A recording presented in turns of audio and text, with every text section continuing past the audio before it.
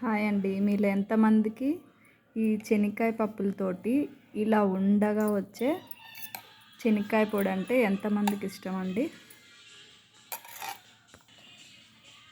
చూసారా, మెత్తగా ఇలా ఆయిలీగా వస్తే చాలా బాగుంటుందండి అన్నంలో, వేడివేడి అన్నంలో.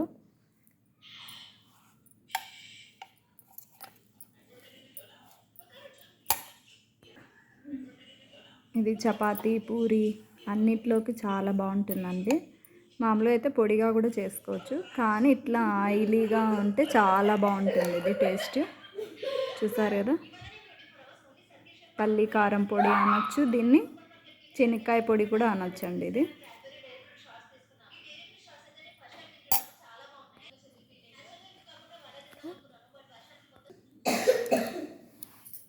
నేను ఇప్పుడు ఇందులోకి స్టోర్ చేస్తున్నాను.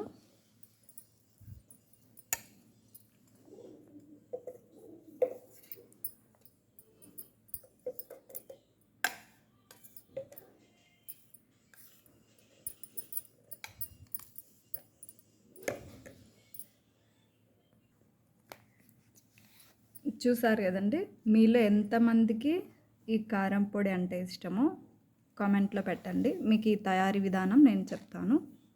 దీన్ని ఇలా స్టోరేజ్ చేసుకొని ఎప్పుడు కావాలంటే అప్పుడు మనము రైస్, చపాతీ, పూరి ఎందులైనా వేసుకోవచ్చు. ఇంకా మనము గ్రేవీ కర్రీస్, ఇట్లా పులుసు కూరలు ఉంటాయి కదా, వాటిలో కూడా ఇది యూస్ చేసుకోవచ్చండి. చాలా బాగుంటుంది టేస్ట్. దీన్ని పల్లి కారపొడి అనొచ్చు, చెనిక్కాయ పొడి అంటారు. ఇంకా మీ వేలో మీరేమంటారో చెప్పండి. Thank you.